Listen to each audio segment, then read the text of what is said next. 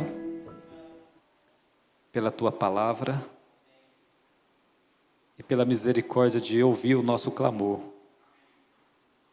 Pedimos que o Senhor fale com a gente agora, por favor, através da história de Asaf. É em nome do Senhor Jesus que agradecidos pedimos. Amém, Senhor. No livro do Salmo 73, nós temos a história de um homem. No santuário, vocês sabem que os levitas tomavam conta da música. E naquele tempo, os músicos também eram assalariados, usando o termo atual. Além dos sacerdotes, os músicos do templo também eram amparados pelo templo. Dentre muitos músicos do templo, para vocês terem uma ideia, eram 288 instrumentos de música, cuja maioria era instrumento de corda. O alaúde, que era uma espécie de parecido com violão, e a harpa. Inclusive, na visão de João no Apocalipse, todos os remidos recebem uma harpa. Pastor, mas eu não sei tocar. Bom, não sei como é que vai ser, eu sei que você vai receber uma harpa.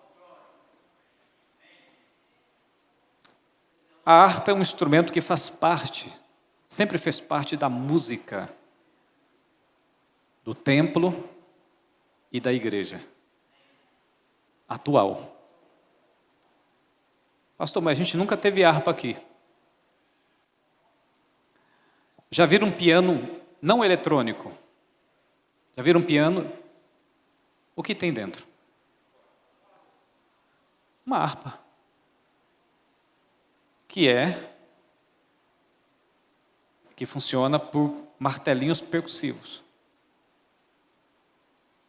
O piano de corda, o piano de cauda, por exemplo. É mais nítido isso para a gente. Então, um piano, mesmo que seja digital, é como se fosse uma harpa. Uma harpa digital. Eram 4 instrumentos. Era o alaúde, era a harpa, eram as trombetas e os símbolos. Os símbolos não eram os símbolos percussivos, era como, por exemplo, a castanhola ou aquele prato pequeno. O símbolo era aquele prato grande que você vê nas orquestras, nas grandes orquestras. E o símbolo era usado para dar a marcação da música. Pá! Não era para produzir ritmo. As trombetas, elas não eram usadas para produzir música. As trombetas eram usadas para convocar a congregação para a adoração. Você já deve ter visto isso em filme. Quando o rei está para entrar numa província, num vilarejo, vem aqueles cornetistas trompetistas. Os da música, os soldados da música, eles vinham na frente, eles tocavam as trombetas porque era o anúncio de que o rei estava para entrar. Exato. Os arautos. Lembra que que o apóstolo Paulo fala, ao soar da última trombeta, a última trombeta, também no sentido de anunciar a entrada do rei. Então eram 288 instrumentos. E sabe o tamanho do coral? Quantas vozes? 4.000 vozes. Lá em Crônicas, inclusive, vai dizer que quando os instrumentos começaram a tocar e as vozes começaram, a glória de Deus encheu o templo. Fecha parênteses. Asaf era um desses músicos.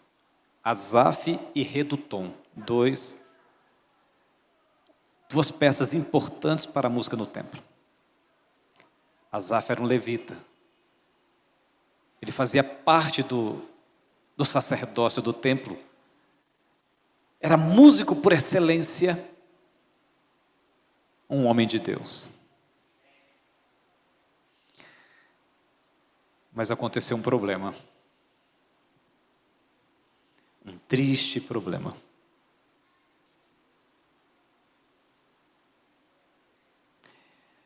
Asaf, ele quase perdeu a fé. Alguém aqui alguma vez já quase perdeu a fé? Eu já. Alguém aqui já entrou em crise espiritual? Eu já. Alguém aqui já, mesmo que seja por um relance, duvidou da existência de Deus? Eu já.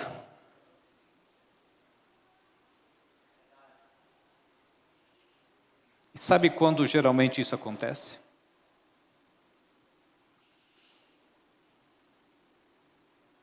Acontece quando os problemas da vida nos amaldiçoam. Acontece quando somos testados, às vezes além da nossa capacidade. Quando tudo está errado.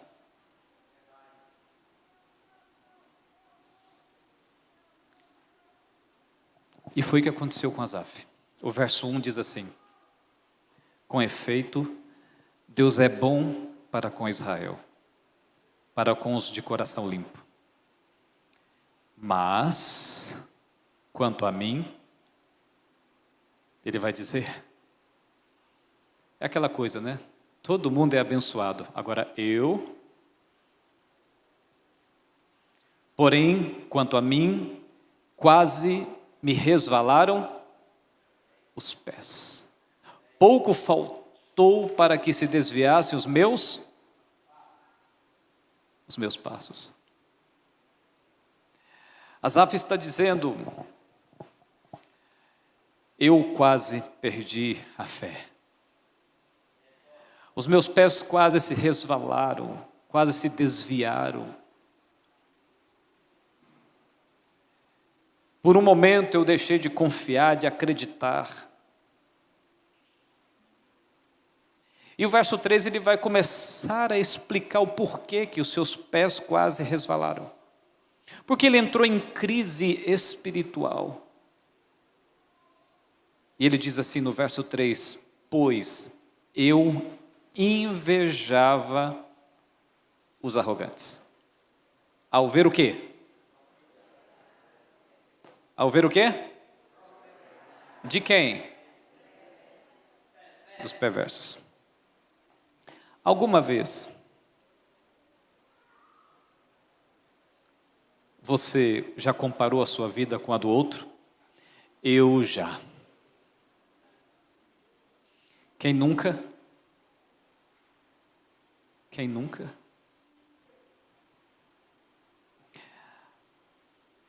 Amigos, se tivesse Instagram no tempo de Asaf, essa palavrinha iria aparecer aqui no verso 3. Porque eu invejava os arrogantes quando olhava para o Instagram.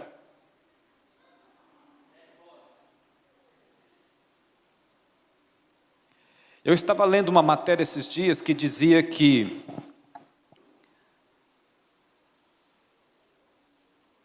houve um aumento considerável de jovens e adolescentes depressivos, e a maior causa estourando chama-se o quê? Instagram. Sabe por quê? Você sabe por quê? Por quê?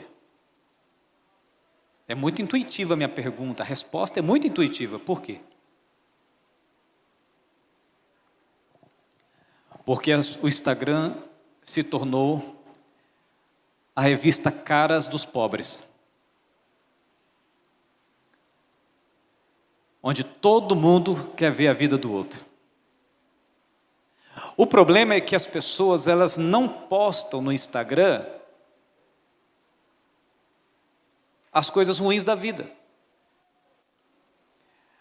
Até aquela ruguinha ou aquela espinha não aparece no Instagram. E você olha o rosto do indivíduo todo sorridente, com um olhar angelical, com pelinha de bebê. Porque tem os filtros. Aí a menina que não está feliz com as espinhas da cara dela, olha para aquela foto e pensa, poxa, por que eu não tenho o rostinho dela? Então o Instagram se tornou uma ferramenta para comparar vidas. Aí a gente compara famílias. Por que a minha família não é bonita como essa? A gente compara amigos, casamentos, relacionamentos, vida financeira. Se tornou uma ferramenta de comparação profissional. O sucesso, o sorriso, a alegria, porque eu não sou feliz como. E segundo a matéria, essa é uma das causas de depressão entre jovens e adolescentes. Então, quando Asaf escreve, pois eu invejava, é porque ele comparava a sua vida com a vida alheia. O verso 4 diz, para eles não há, veja, observe, para eles não há preocupações. O seu corpo é sadio e nédio, olha aí. O seu corpo é sadio e nédio. Aí o verso 5, não partilham das canseiras dos mortais, nem são afligidos como os outros homens. Como eu, no caso, Asaf, é como se ele estivesse dizendo, porque ele se inclui na lista dos desafortunados. O verso 6 diz, daí a soberba que os cinge como um colar e a violência que os envolve como um manto. É como se ele estivesse dizendo assim, eu sou dizimista, eu sou pactuante, eu guardo o sábado, eu vou à igreja todos os cultos, até no de quarta-feira, que não vai quase ninguém, eu estou lá. Eu não bebo isso, não como aquilo. Sou fiel ao meu esposo, à minha esposa. Sou um bom pai, uma boa mãe. Mas sou afligido todos os dias. Agora, esses homens e mulheres aí, ímpios, depravados, sem princípio, sem Deus, eles prosperam, crescem, parece que tem uma vida farta, contas bancárias cheias, enquanto que eu que sou fiel, eu que estou na igreja, eu que labuto a cada manhã para permanecer na verdade, sou afligido, entristecido, injustiçado. O verso 7 diz, os olhos saltam-lhes da gordura, do coração brotam-lhes fantasias. Naquele tempo acreditava-se que obesidade era fruto de uma vida saudável. Porque os magros é como se fossem os pobres que não têm o que comer, enquanto que os obesos são aqueles que têm fartura. O verso 8 diz, motejam e falam maliciosamente. Ou seja, eles gostam de caçoar, e só falam coisas más o tempo todo. São orgulhosos e fazem planos para explorar os outros, é o que diz o verso 8. E mesmo assim são prósperos. Mesmo assim dão gargalhadas. Mesmo assim não pegam filas de banco.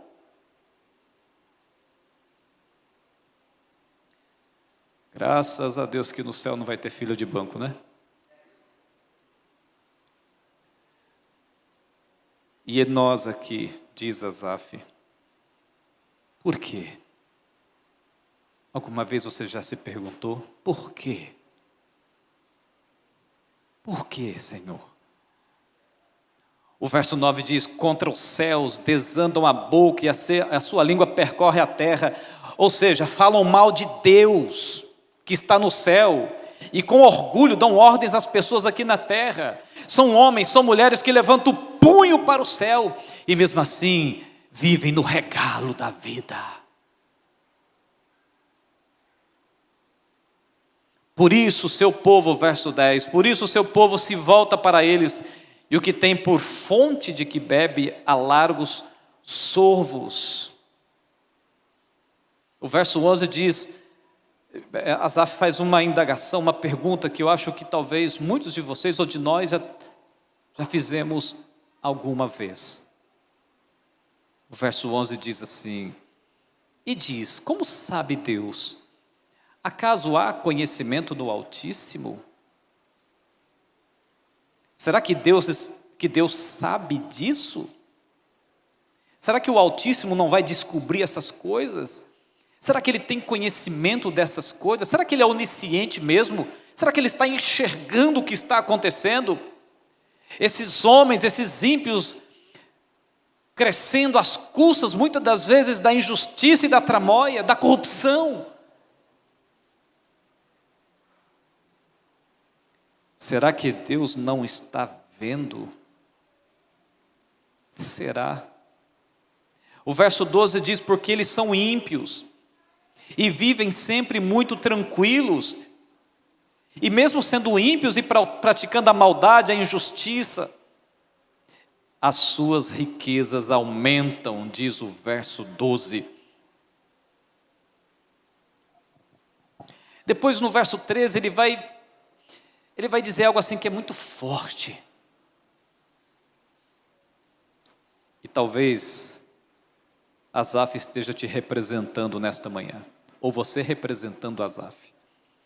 O verso 13 diz, com efeito, inutilmente conservei puro o coração e lavei as mãos da inocência. Sabe o que ele quis dizer? Na linguagem de hoje diz assim, parece que não adiantou nada eu me conservar puro e ter as mãos limpas do pecado.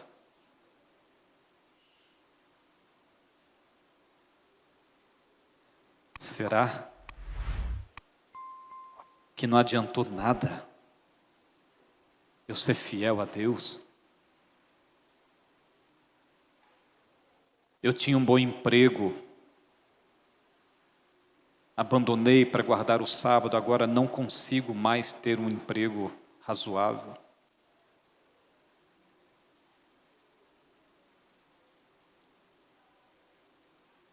Eu tinha um namorado, por causa da verdade, por causa da igreja, eu abandonei esse namorado, agora não consigo deixar a vida de solteiro.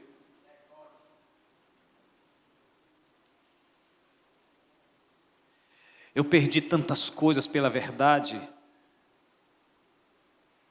porque a minha vida continua sendo um fracasso.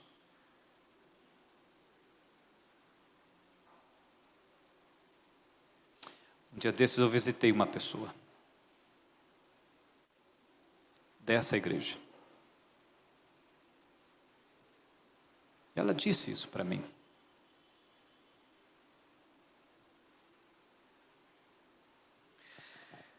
O verso 14 diz, pois de contínuo eu sou afligido e a cada manhã eu sou castigado.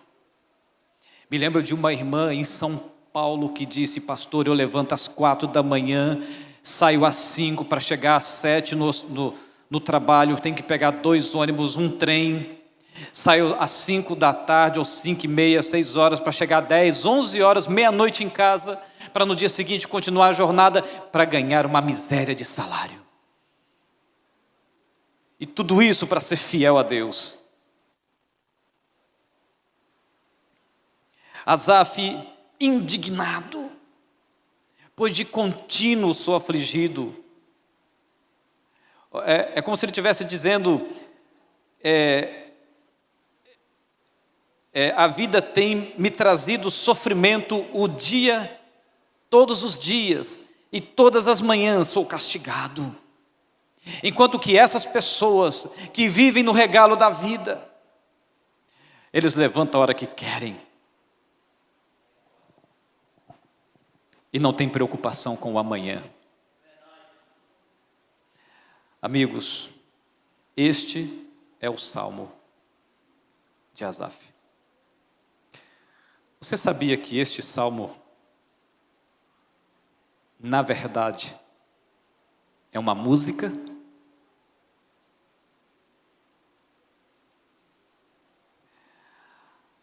Asaf, ele passou por uma crise, e ele resolveu então compor uma música para contar da crise que ele vivenciou, experimentou, e também expressar na música não apenas a crise, mas o que aconteceu que o fez resolver o problema da crise.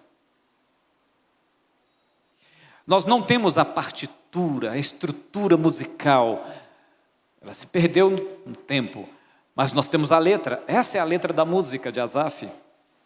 Então ele conta dessa crise, conta desses problemas espirituais que ele enfrentou, mas ele conta também aqui o que aconteceu para resolver o problema.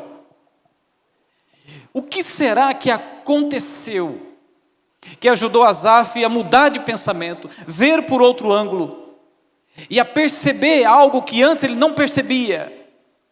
O que será que aconteceu que fez ele ter um up espiritual? Uma mudança radical de sentimento, de pensamento, de emoções quanto a isto. Você quer saber o que aconteceu?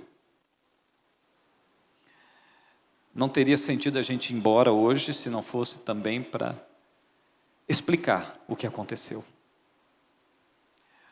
A princípio, o verso 15, 16 diz assim: se eu pensar em falar tais palavras, já aí teria traído a geração de teus filhos. Aí o verso 16 diz assim: em só refletir para compreender isso, achei muito pesada a tarefa para mim. Ele diz assim que ele se esforçou para entender essas coisas, mas quando ele começou a entender, foi um fardo pesadíssimo sobre os seus ombros, sobre a sua vida. Ele começa no verso 16 agora a esclarecer o que aconteceu. E quando ele começa a ter um vislumbre de algo que ele não via, e por isso ele teve uma crise espiritual profunda, quando ele começou a compreender, ele então disse: para mim foi pesado demais o que eu descobri. Aí o verso 17, ele começa a explicar como e o que exatamente aconteceu. O verso 17 diz assim: até que entrei no santuário de Deus. Até que entrei no santuário de Deus. Vamos lá. O santuário era a igreja. Pergunto: quem ele viu no santuário quando entrou no santuário? Quem ele viu?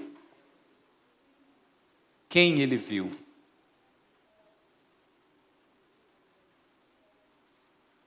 Quem você vê quando entra na igreja? Quem você vê? As pessoas. Quem ele viu quando entrou no santuário? Ele viu as pessoas que sofrem. Ele viu as pessoas que são maltratadas por um sistema injusto.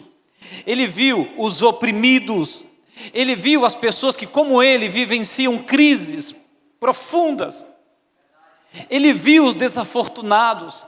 Ele viu os pobres, os miseráveis. Ele viu os enfermos.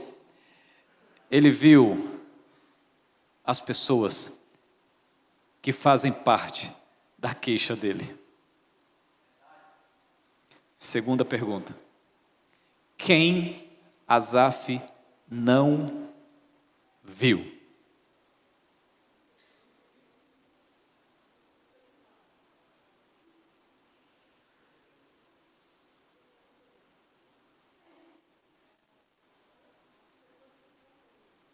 Quem ele não viu? Os ímpios. Os que ele descreve aqui, que crescem, que prosperam na injustiça, que maltratam, que se regalam, que estão dando gargalhadas, embora ergam o punho para Deus, os que blasfemam de Deus, mas são prósperos. Esses que aparentemente têm tudo na vida, são as pessoas que ele não viu no santuário. Está aqui no verso 17, ó. Até que entrei no santuário de Deus e atinei de qual seria o fim deles. Então eu vou dizer para você, sabe o que aconteceu? Eu acredito. Eu creio que Asaf, quando entrou no santuário,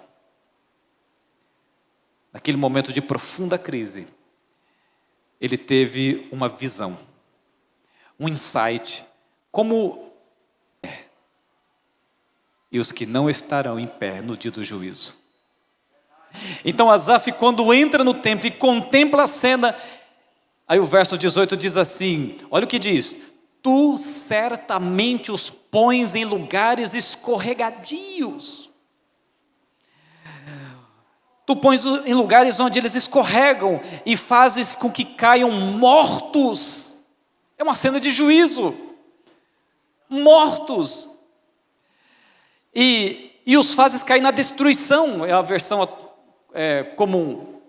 O verso 19 diz: como ficam de súbito assolados e totalmente aniquilados de quê? De terror. Aqui na outra versão diz: eles são destruídos no momento e têm um fim horrível. É a mesma cena que João vê em Apocalipse capítulo 1, verso 7, quando diz: eis que vem com as nuvens e todo olho verá, até os que o traspassaram, e toda a tribo da terra. Ellen White escreveu: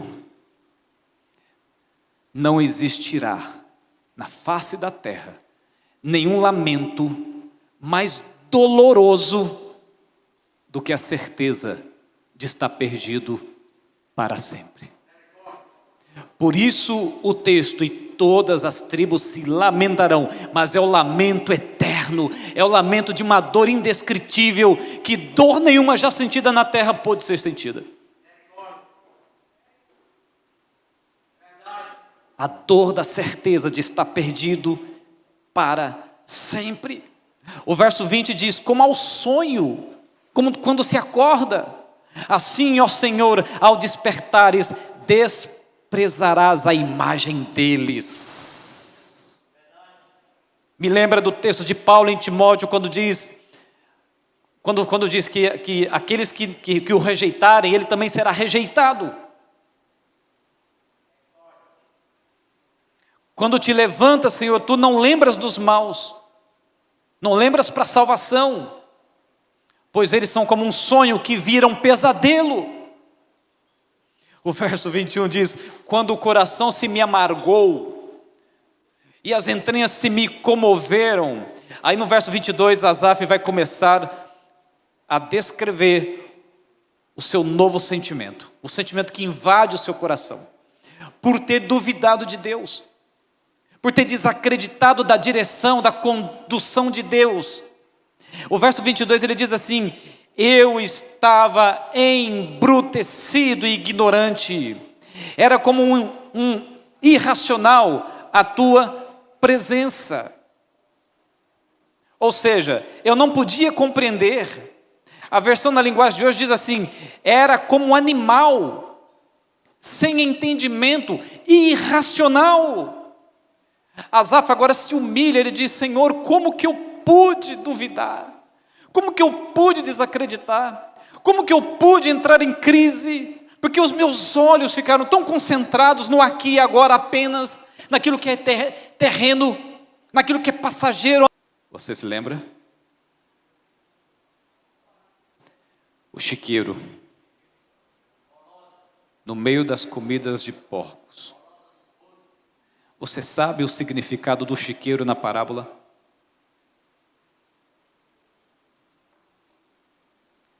O planeta Terra.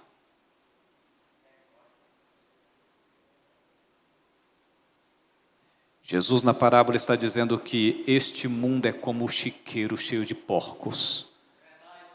E sabe o que é mais triste nisso? É que tem gente comendo comida de porcos e lambendo os beiços, se gloriando da porcaria desse mundo. Cegos espirituais, que não conseguem ver a glória verdadeira, porque ela é sublimada pela ferrugem dessa terra.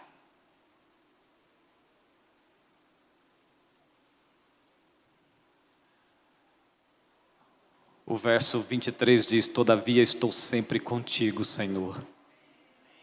Tu me seguras pela minha mão direita.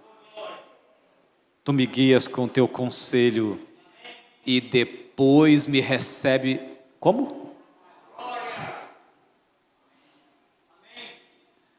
Me recebe na glória.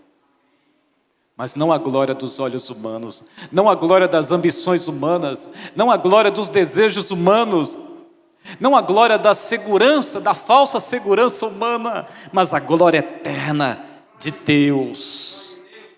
Depois o verso 25 ele diz assim: quem mais tenho eu? Porque Asaf diz assim: eu não tenho nada. Eu não tenho nada. Talvez você tenha essa mesma compreensão: pastor, eu também, que sou como Asaf, não tenho nada. Por isso Asaf vai escrever aqui no verso 25, para finalizar a música: quem mais tenho eu no céu? Aí ele mesmo responde, ele faz uma pergunta para ele mesmo responder. E ele responde: não há outro em quem eu me compraza na terra. Ainda que a minha carne e o meu coração desfaleçam, olha o que diz: Deus é a fortaleza do meu coração e o quê? A minha herança para sempre. Para sempre. Em Salmo 16, em Salmo capítulo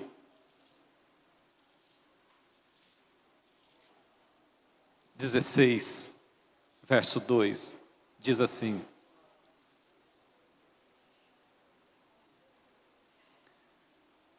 digo ao Senhor, Tu és o meu Senhor.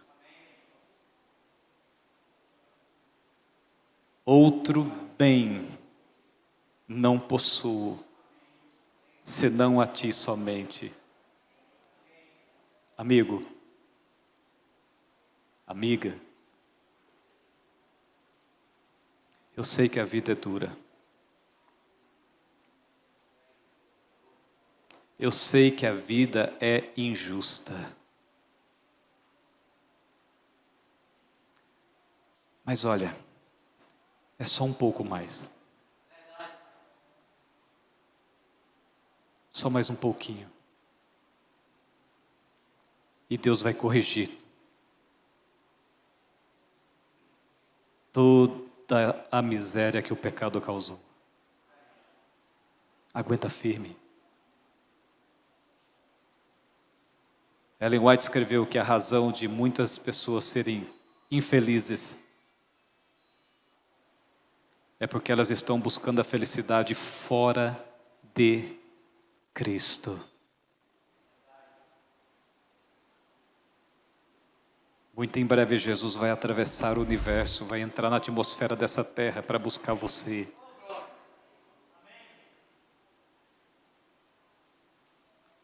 Fique firme. Nós estamos indo para outros desafios.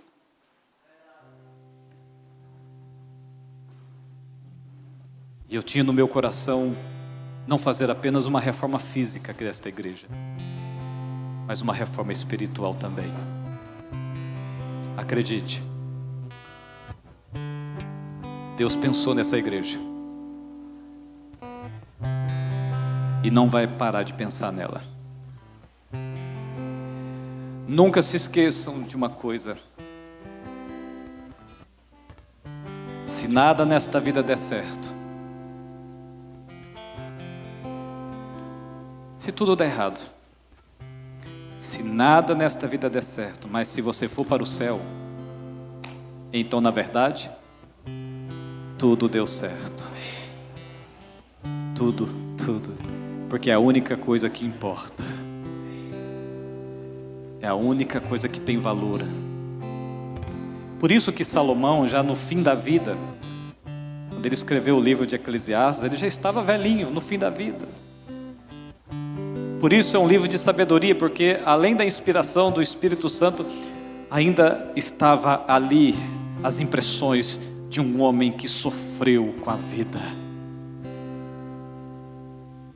Por isso que ele começa o livro de Eclesiastes dizendo: tudo debaixo do sol é vaidade, por experiência, Salomão dizendo, por experiência, tudo debaixo desse sol é a mais pura vaidade. Tudo. Depois que o pecado entrou nessa terra, tudo virou vaidade.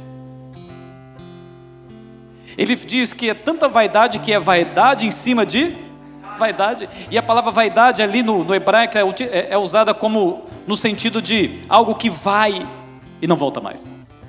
Como o único suspiro de um búfalo, como um único lampejo de um vagalume, como uma fumaça que desaparece no ar. Ele está querendo dizer que um dia você vai virar um porta-retrato na estante de alguém. Mas vai chegar um dia que nem porta-retrato você vai ser mais. Esquecido. Mas olha, eu posso dizer para você com garantias: as pessoas podem até esquecer você, mas Deus jamais se esquecerá de você. E é tudo que a gente precisa para ouvir a voz naquele grande dia: levanta tu que dormes, e você se levantará. Não se esqueça que para Deus você é único. Olhe para a sua impressão digital, você é único. Se você não for para o céu, um vazio enorme ficará no coração de Deus para a eternidade, porque para Deus ninguém te substitui. Está aqui a prova: você é único, exclusivo no coração de Deus. Então vá para o céu. E não vá não para ver.